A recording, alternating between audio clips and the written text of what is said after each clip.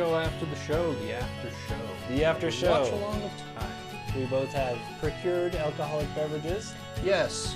in the brief break between Watchalong and after show. Yes. What exactly are we sipping? We are sipping bourbon of a type that I should probably not say because, you know, they ain't paying us, and also That's it's true. not the best bourbon I've ever had. I might not actually buy this again. But once again, I am Alex Jacobs. And I am Levi Jacobs. And we thought maybe we should introduce our pedigree a little bit here. Yeah, you know. Why we're qualified to talk. Well, qualified might be a generous Yeah, it's word true. sometimes, Yes, why but- we think that why we decided to say a thing on a podcast. We both have a pretty long history with the book series. I'm almost entirely certain my interest in it is because of you, Yeah, Levi. so 'Cause I'm older brother by 9 or 10 years. yeah, and he left a lot of his stuff just kind of laying around the house when he was, you know, off to college and everything, including some of his books. And I was a voracious reader when I was younger. Yeah. And so I saw 700-page book or something of book one, and I was like, I can take that Challenge on. accepted. And I did, and I loved it. And I was lucky enough to read The Lord of the Rings in 3rd grade in this accelerated reading class, and it kindled both my love for reading and for epic fantasy.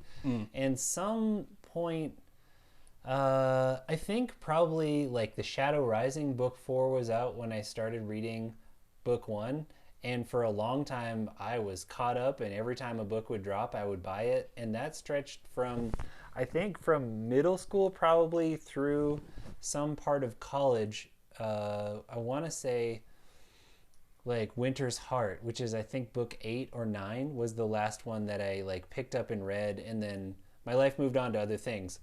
But and then now that I have this job in the summers where I have long distance driving by semi to do, I accepted it as my challenge to read the rest of the series because I love the author who finished them, Brandon Sanderson. But trying to start at book 9 of a series that is 1,000 pages of very complex things, You can't. It's not possible. so what did I do? I started at book 1. And I got to hear several times about Oh my how God. The That was a struggle saggy middle of sometimes. this series. Yeah, the middle, you know, even you know, Lord of the Rings, considered a classic in fantasy, Two Towers gets some flack for being the middle. And Yeah, there's a lot more middle to the Wheel of Time. To Robert Jordan's credit, he was dying, so I mean, wow, all right, we can I'm go just there going with there. it. I'm just doing it. I mean, they're still good. It's just the books are, anyways. This is not an episode about the books. I'm not going to go there. I do have other episodes I'll maybe link to in the show notes if you want to hear me talk about the Wheel of Time. But I guess the other reason that I can talk about this is that I have a degree in literature and I write epic fantasy. So I come to it with a writer's perspective of how are they writing this? How are they adapting the novels from what they were to the TV? I find all of that super interesting. So I'll probably geek out on that as we talk. Right. I have a little bit less of that. I'm more a failed author. I tried to do it for a little Author bit. in remission. Yeah, well, I kind of discovered that my creative process was deeply unhealthy and kind of yes. had to stop. My interests are mostly in newer media. At the end, you're probably going to hear me blab a lot about video games when we talk about what else we've been up to. But I know my way around a book and writing one, even if I don't do it so much anymore. I was more on the editing side, kind of refine other people's ideas. Mm-hmm. Yep. And you always have good ideas of your own. It's just... They're ideas. They're not always good, but they're usually weird. I think they're good. Thank you. So with that brief apology for us talking out of the way, what'd you think? I liked it quite a bit. Yeah, me too. I mean, so much of the visuals were fantastic. I mean, Yeah. I feel like the casting was a bit of a mixed bag. Yeah, Rand is perfectly punchable. Yeah, Rand is great. I like Perrin quite a bit too, but Matt looks perfect. Matt right? Matt is perfect. He's fucking Matt is spot on always the rogue. Yeah. Matt can never not be perfect. He's the best character and man. always will be. Matt, yeah, he's great. Yep. Interestingly enough, the guy who finished the series, Brandon Sanderson, he could not figure out how to write this character. He had to go back and revise him. Because it's not his kind of character. But anyway, that is neither here nor there in the series. But Nynaeve, Egwene wasn't quite how I pictured them. And Lan, too. I think I mentioned it in the watch-along where I was like, oh, wait, what? Yeah. So he's obviously a badass, which is like Lan's main characteristic. And so he's from the Borderlands, which are in the north. And I think that Jordan does basically describe them as being Asian looking. It's just like, like the Shinarans, like Fail, she has like tilted eyes and stuff. Right. You know? So I think that like his descriptions are there and they're just very subtle. And it's just kind of like seeing Lan on screen as a very Asian guy is kind of like, oh, I guess the Borderlanders, like, I think it's actually accurate. Okay, I don't doubt that. You've read the books more recently than I have, and just Robert Jordan wrote a lot of words, and sometimes it's easy to forget some of those words. Good God, yeah, especially descriptions of characters because he's known for being quite verbose and giving you too much description, and I think his readers are known for skimming at times. I was certainly guilty of it at time or 16. And if you've read 15,000 pages of these characters, like at a certain point, it doesn't matter what he described them as. You've gone your own direction with who they are and what they look like. Exactly. I mean, I think you're always going to run into this issue where it's a non-visual medium that you're translating into a visual work. You know, there's always going to be that disconnect where your brain has supplied something, but it's not the same as what, you know, the directors, the casting people have done. Totally, and what you was just in have their to, like, brain. I find it really fascinating, actually, like especially with Egwene somehow, to look at her and be like, this actress can be Egwene. Like, okay, like can I put this like very rich and complex character in my mind into this actress's face and her body? And I'm like, she's so different than I imagined, but right, yeah, totally. And I think part of it might be you know, it's epic fantasy. I don't think it's too much of a spoiler to say, you know, they all go quite a ways from, you know, being simple peasants in the two rivers. And I think kind of those images are more fresh in my mind from kind of the end of the series. And I'm kind of comparing that mental image to, you know, where they're at the very start of the series and going, oh, this doesn't quite match. Yeah. It doesn't quite mesh. So I think some of that is just on me. One thing with casting that I will say is just that, like, I'm so down with people in the two rivers looking like all kinds of different people, because we've got like white people and Asians and like every color and kind of face is there, which is super cool, but it is a very insular place that like no one leaves and no one comes to for like centuries. So you'd think by this point they would all look like something. That doesn't have to be any kind of thing, but you'd think they would have sort of homogenized after all this time. But at the same time, you know, we have that exchange between Moraine and Nynaeve where, you know, she mentions, Nynaeve was brought in. So, you know, that kind of lets you be like, okay, it's a very insular place, but, you know, if you become accepted into their community from outside, then you just become one of them. Also, it's nice to see, you know, fantasy adaptations not be very 100%. You know, 100%.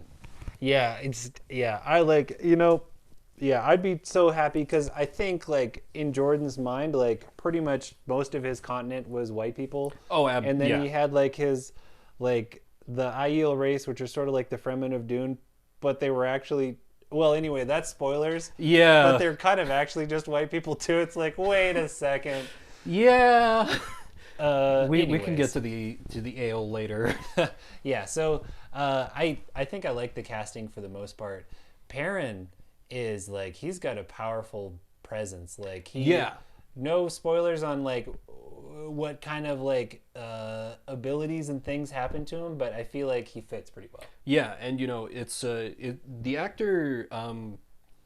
I didn't even catch his name when we were looking at the credits, but he does a great job with, you know, Perrin's not a super verbal character. And in the books, Jordan was able to, you know, get into his head a little bit, see his thought process, but you can get a sense of, you know, where Perrin's at just by seeing, you know, all the work the actor's doing with his expression. Yeah, he's broody. With he's his like with his body position, you know. Yeah, body totally. language. Yeah, he like, you know, when he carries his wife out, like he's like Yeah, it says very a lot. slowly and like deliberate steps, and Yep. sets her down and just kind of takes a step back. Yeah. So, speaking of which, one of the things I wanted to talk about was like where it feels like this is departing the most from the series, and for me, that is 100% with Baron's relationship, because in the books, to the best of our recollection, I think he is neither married nor expecting child nor even in a relationship, let Right. alone kills the person who is at the center of all those things. Yeah, I really liked that departure. Yeah, because totally. It again, I don't want to get into spoilers, but Perrin, it kind of introduces a lot of the themes that Perrin grapples with in the books very Yeah. early. Yeah, And, you know, in a way that totally. doesn't involve a lot of introspection on his part. Yeah, there's an obvious external this thing happened reason Right. for him being conflicted. And like I said in the watch along, I feel like he can be kind of a blank character, or the least interesting of the like four that we've got journeying at the moment. And this, like, even if he comes off externally that way, I think as we're watching, we're going to be like, but he's so tormented inside. Right. And he's going to have to deal with it. Like, it's going to be really interesting how his character deals with the grief and the guilt and all the things. Right. I'm really looking forward to seeing that portrayed. For me, the biggest departure is just Nynaeve's gone. Yeah, I know. Like, okay, so Nynaeve, you know, like you can tell she was pretty important. Like, Maureen has this discussion with her. They're investing in her, right? And then a Trolloc grabs her and runs off. Yep, which is also kind of weird because, you know, Trollocs don't grab people and run off. no, they just murder the hell out of people. Yeah, they're into murdering the hell out of people. And dismembering people and maybe eating people, I don't remember. Yeah, or just making like weird yin-yang symbols out of lamb bodies. Yeah, so like that is the biggest departure for me, and it's one that I really don't like because I feel like it could be, and this is getting a little bit into predictions for the future. Yeah. I feel like in the next episode or two we're going to see like kind of another big action set piece like we got for the Battle of Two Rivers, where you know there's one power stuff going on, Lan being a badass, the village kids is kind of trying to not die as they rescue Nynaeve. And I'm kind of not here for that. How do you feel? You mean with Nynaeve not being there? Yeah, and kind of if it goes along how I think it's going to go. And I feel like pretty confident about this. I have not watched ahead. If that's exactly what happens. I mean, I feel bad because it's been less time since I read Eye of the World than you did, but like, I don't know. I don't think that her absence, and you know, whether her absence is permanent or not, I don't know that it's going to affect that so much, but that is, it'll be interesting to see how they do it. Yeah. How it plays out for sure. But yeah, that's a huge departure too. When it happened, I was like, wait, what? And I kept waiting for her to like, you know, kill the Trolloc and come back. And she's just gone. And then the next morning, like, nobody can heal you which I thought was really cool because Moraine, like, hasn't had much chance to interact with them. And she like proves her goodwill to Rand by healing his father, even though Rand is a dick about it. Like, he's like such a dick. Yeah, he's epically punchable. Yep. And I thought it was also neat because we got to see a little bit of how healing works, which is kind of a world detail that they haven't been able to introduce, because it's more like you like kind of split like the pain or the ailment with whoever you're curing. Yeah. If I remember correctly. Well, as I recall, though, I feel like for them it's always an icy shock racing through their body. And Tam Althor, which is Rand's dad's name, he doesn't really look like he gets icy shocked at all. Okay. But, you know, like, anyway, like, that stuff it doesn't feel essential to me anyway. True. Still, I thought it was nice that it establishes things more for Moraine, and we get to see that a little bit more. Yeah. What was your favorite moment in all this? My favorite moment was Perrin axing the wife. Damn. Because that is so strong. Brother gets dark at times. I do. I a little wife axing here and there. I kind of enjoy when, you know, you can let characters like kind of be brought down into misery a little bit. I kind of joke sometimes like, oh yes, the suffering. But it was a big departure, like we talked about, Yeah. but I feel like it's only going to lead to interesting things, and it's also Yeah. just such a shock. Like, sometimes these adaptations, if they're completely faithful, just, like, okay, this happens, this happens, this happens. Yeah. And I was kind of feeling like, okay, I know the general flow, but then that happened, and I was like, what just happened? Yeah, as a sideline, like I watched the Shadow and Bone series on Netflix, and then I decided to read the book because everybody loves it. And the first half of it was like verbatim what the series had been that I watched, and I was like, wow, this is a good book, and it's so boring. Normally I read first and then watch, and having the reverse experience was very strange. But yeah, I mean, that isn't the moment that I picked, but that is epic, and I love that they made that choice. And even though I feel like I could put the characters in my books through worse than I do, but yeah, that's the secret to like great stories, is just making them suffer.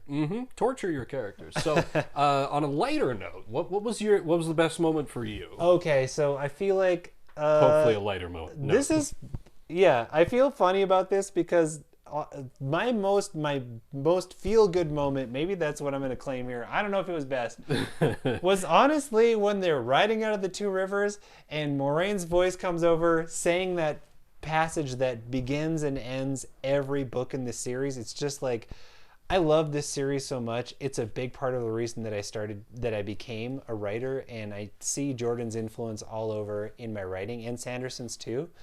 And like those words just like, they're like emotional for me, like the wheel of time turns and ages come, like, fuck, like that's it. Like, even though it's kind of cheesy, yeah, that it just hit me in the feels, like watching them trot out. And yeah, I just got this sense of like, wow, they're really doing it. Like, we're actually really getting this story on the big screen. It feels like the big screen because we're at Alex's house and I watch everything on my phone. He's got like, I don't know, like a giant TV. So it's like, I'm a gamer. I have a big TV. yeah, what of it? It's really cool. No, it's great. I love it because Yeah, I did miss some of the epic shots on my phone. My reaction was a little less emotional, but I'm right there with you. Nice. Yeah, it's a great. That's that's one of the things that always sticks with me from the Wheel of Time is that passage. Yeah, and I feel like it wouldn't have worked at the beginning. At the No. beginning, it would just feel pretentious. Yes. And so they have Moraine like sort of just giving you bare bones of like, I'm on a quest to find the person who will save the world. And you're like, cool, I want to be on that quest with you. And then at the end, they're like, okay, now we're going to pull you a little bit into the mythos. Yeah. Because the mythos is deep in this one. Very, very deep. I am I am not so proud as to not say that I didn't get lost a time or two. Oh, totally. Reading the books, because there's a lot. Yeah, especially when Jordan starts to get into his 100-page prologues. Literally, there are 100 pages, and he just bangs like point of view after point of view of side characters that you do not remember their names or where they are or what they're doing. Yes. And you get like a few pages of them doing something whack, and then they're gone until the next book. Maybe they'll show up in the prologue, and it's like he's like beating you over the head with epic, and this is way too complex for you to understand, kind of like a George R.R. Martin like family tree thing. Like, people have tried to chart out the kinship in that series. And anyway, I digress again, obviously. It's hard not to. It is hard, yeah. I feel like, so we're going to have a section called Other Wheels Turn, in which we intentionally digress into related works of wonder. Yes. But I want to talk about next episode predictions. Well, my next episode prediction, I got into this a little bit, but action set piece where Nynaeve is rescued from the Trollocs to show off more one power shenanigans. Oh. And I feel like it's going to feel pretty extraneous. Oh, God. Okay. Because I was thinking about what happens in the book. There is like a pretty big set piece thing that is not battle with Trollocs. I am not remembering this. Okay. Well, I'm not going to spoil it for anybody, but there's a different thing. But I could totally see like Trollocs, like attack again, and Nynaeve like somehow has survived and is a badass. And like, I don't know if they do that. I think it's gonna be hard to pull off. Yeah. Yes. But my episode prediction as well was Nynaeve can't be dead. I mean, partially because she is such a main character throughout the entire series, but also just partially watching the first episode as a writer, you don't dedicate screen time or page time to a throwaway character. They would not have had that conversation with Moraine and Nynaeve in there. And True. Egwene wouldn't care about her as much, and Rand wouldn't ask about her if she was going to be gone after first episode. So, to me, basically, she has what we call plot armor. Like, she's way too important to get hurt. So, she's going to show up. It's just a question of when, and is it going to be cheesy? But I really hope, because they made such a bold decision, I hope that they pay it off with it being just as epic how she comes back. I hope so too, but I'm a little more pessimistic. Yeah. I feel like we're gonna get more into it's time to roll the dice, like you said, yeah. like Matt saying. I feel like we're gonna get a little bit of that flavor. Yeah, and it's not gonna hit well. I hope I'm wrong. I really do hope I'm wrong. I will admit I'm cynical. I already get some of that flavor from, like, I just feel like there are moments that feel a little overacted, like when they're chasing down that false dragon and the wheel, like the rocks fall down and he like throws himself to the ground and then he's like looking up at them all desperate and sweaty and like, okay, backstory, this guy is probably actually insane. We saw he was insane because his friend disappeared. Right. But it just felt like a little bit, and even the way that the sister was talking to him felt a little bit like campy. You know? Yeah, it did just seem a little like not quite stilted, but yeah, it felt like I would believe this if I was flipping through channels, if that was a thing that I still did. But like if I was in a movie theater, I'd be like, wait, what? You know, like it felt like TV in a way where they're going a little bit more for lowest common denominator to make sure that you stay through the next commercial break. Which, like, the less of that, the better for me. Like, I don't need overacted. I just want, like... Yeah, or like a dramatic, like, trailer moment. Yeah, Trademark. totally. Yeah, that's a hell of a, like, trailer, like, 1 second, you know, like, desperate, sweaty Khal Drogo, so... Yeah, looking up at these women who are like, you must die. All right, so perhaps the most difficult of our ideas for this after show is summarizing this episode in 3 words. It was very easy for me. Okay. Extremely easy, because I wanted to bring this in as a separate point, but this lets me bring it in now. Okay. My 3 words are blood and ashes, which is something that gets said a lot in the book. Yes. Nice. In various permutations, blood and bloody ashes, Yep. or just blood and ashes. Burn me. Yeah, Yep. because we had a lot of blood, and Two Rivers is kind of left in ashes. Damn. And nice work. That's the exact beginning of our story. Ah, that's awesome. I love that. Yes, blood and ashes. You probably noticed that, like, they're saying thank the light and stuff. They're like, Right. the whole sort of like pan-continental religion is like light versus dark. It's a little bit heavy-handed, but that's how they curse. There's no real curse words in this, which is like a thing that, for better or worse, I picked up in my own books. But blood and ashes is a thing they say a lot. That's great. Mine was, Perrin did what? Because I just couldn't. I was like, God, when, you know, it's so believable. He's just like fighting Trollocs and then bam, he chops his wife. It's just like, yeah, it's one of those moments where as a writer, I'm like, you just went there. Yeah. It's awesome, as discussed. Like, it's going to be super cool to see where they go. But that was, there's, well, I can get into that in Other Wheels Turn, but yeah. Nice. Shocking moments. You know, obviously I loved it. Like I talked about. You know, just, I'm here for that wife chopping action. Yeah, just gotta love that. Wife chopping action. Cool. Well, hit me with it. Let's go to the Other Wheels Turn. So this is the part where we talk about like whatever else we're reading or watching or playing that feels like if you like this, you might be into that, because like Jordan is such a force in fantasy, not just fiction, but all things fantastical, that I feel like his influence reverberates out. And now, especially with Brandon Sanderson having finished the series, and he's super influential, there's just a lot that ties back to this series.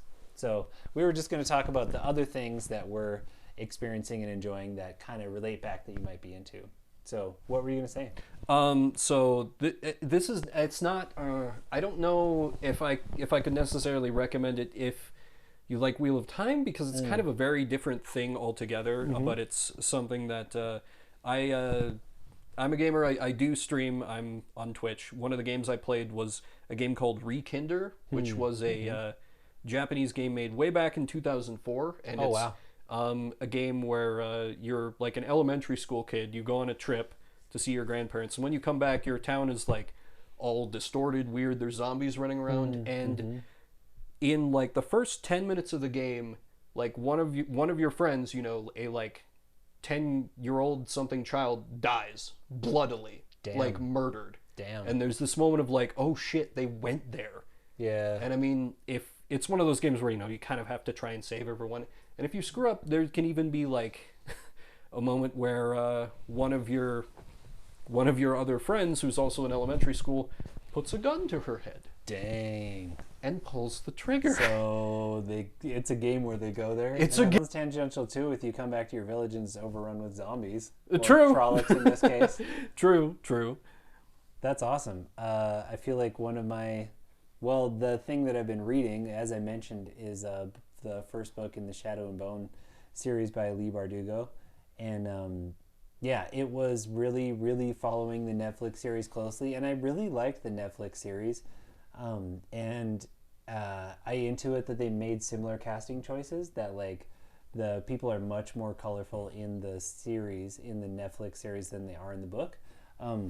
But yeah, like I said, it was really weird because the first half of the book was just the series, and then big departure at about like 45% on my Kindle. And now I'm really into it. But I feel like it's YA fantasy, but there are definitely still like you can feel Jordan's influence in there, in just a kind of more like romancy kind of way. But it's got like really cool, big, epic magic things. I feel like, yeah, if you want fantasy that's on the lighter side, if you're not ready to commit to 15,000 pages, and we're talking like very small print pages here, people. Yeah, and they're ridiculous. There's all those pages, and then there's a big old glossary. Oh yeah, there's a big old glossary and maps, and let's not forget the 100-page prologue. Oh yeah. Anyway, but yeah, that's mostly what I've been turning on. I am also a father and am writing my own books, and I don't get a lot of time to turn my other wheels. It's like so nice to sit down and watch an episode of this, honestly. Like, yeah, it's just super cool. I hope that y'all enjoyed it and enjoyed us talking over it. If you listened to that, I did want to ask about Shadow and Bone. Which direction did you enjoy more? The way the show took the direction, or the direction the book is going? Oh, that's a really good question. I think that I like the book better. The show, I'm assuming, started weaving in elements of book 2 and had all these characters that have not appeared yet in book 1 doing this separate heist thing that sort of overlapped and sort of didn't with the like main plot line, and the book just doesn't fuck with any of that. It's just like no, main plot line means that this thing happens, hard left, and it just makes more sense for the character, and it's been really cool since. So I think that if I had read the book first, I would be really tickled by the different way that the series spun it. But I think actually the book's take is better, which is cool. Well, and that's always the thing. Books, you have as much pages and words as your publisher or your own patience as an author allows you to have. Totally. Even with these Netflix or Amazon series, you can't go completely nuts with the length. You still got to pay your actors and everything. There's more expense and everything involved, so you can't quite go as expansive. I feel like you're always going to get more in the books, generally speaking. Totally. And like in some cases that can be too much. Some cases, I mean, still absolutely read these books, they're great, but like just be prepared for like 90s pacing and gender stereotypes. They're becoming classics, which means that they were influential but perhaps won't stand up to. They were products of their time. Yeah. And even I feel like as time went on, because it took some time to release all this, as the wheel of time turned and ages came and went, as our own age turned, it became a little more clear that they were products of their time and stayed products of their original time. But well, this series is not the beginning, but it is a beginning. There are no beginnings or endings in the world of epic fantasy, but it is a beginning. Nice. Well, we'll leave it at that until next time. Yeah. I think we've blathered on enough. Thanks for hanging out with us for the after show. I'm super excited. I gotta say that, like, almost my favorite moment of this is just that it's there at all. It exists. It's so fucking cool to see these characters in this story brought to life because I love them to death. And like, honestly, like if somebody was producing this on like a tiny budget and just posting on YouTube, I'd still be so fucking down. Oh yeah. It's so great that it exists. Yeah, and that, you know, like they're sinking all this money into it and like it's beautiful and they're making bold story choices. Yes, you it's know, not like, just it's not just a boring retelling. Yeah, I've definitely seen some adaptations where it's beat for beat, or even worse, it's beat for beat, but they can't fit in all the beats. Right. Yeah. So you lose a lot of the nuance. Yeah, they simplify them down. Yeah, totally. Awesome. Well, till next time. Ages come and pass, but the watch along of time remains. We'll work on that ending. We shall.